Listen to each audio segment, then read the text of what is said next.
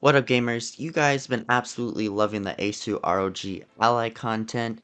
However, we're doing something a little different. There is a new handheld coming to the market that you might want to keep your eye on. So what is it? It's the Ayn Loki. Don't know if I said that right, but we're gonna roll with it. So it's the Ayn Loki, and we'll be more particularly talking about the Loki Max. Right off the bat, let's just talk about the specs. Processor is an AMD Zen 3 6600U. Comes with 6 cores and 12 threads. GPU is an AMD RDNA 2 Radeon 660M. RAM is 8 gigabytes or 16 depending on the different models, which we will talk about shortly. However, for the Loki Max, it is 16 gigabytes of LPDDR5. The screen is a 1080p LCD with 6 inches. It does come with RGB LEDs, which is nice. And then the storage does vary. You can get 128, 256,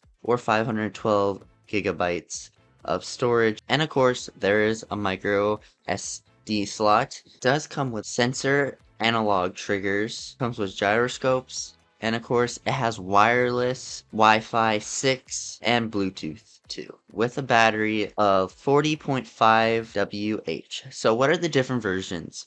There's the regular Loki, then there's the Loki Mini Pro, Loki Zero, and then the Loki Max, which we will be mostly talking about. So Loki Max is obviously the bigger, more powerful version of all of these, which, as you can see, there's gameplay of them running newer games pretty well. It is a Windows based, so it's going to have Windows 11 just like the Asus ROG Ally. It is a pretty neat device. It's small, comes in white and black, and you can play the next gen games. However, this is the pricing. The pricing for this thing is $775 for the Max version. So a little bit more expensive than the Asus ROG Ally for maybe the same-ish, or depending on better performance, depending on what you're doing. It also has its own settings where you can change how much the processing, the wattage, and the GPU. It does take up a little bit of the screen,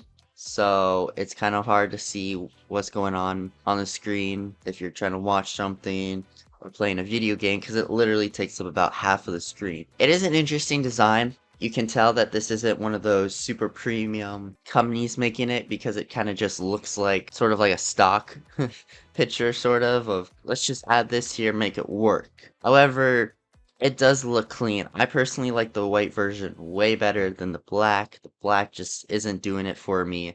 It looks so much nicer, and the lighting around the joysticks, it just is so cool. And of course, you can change the lights. It does have the regular ABXY Xbox type layout. The speakers are in the front, so they come directly at you, sort of like how the Switch is. So what do you guys think? You think it's cool? Do you think it's practical? You thinking about picking it up, or are you just gonna be watching from the sidelines?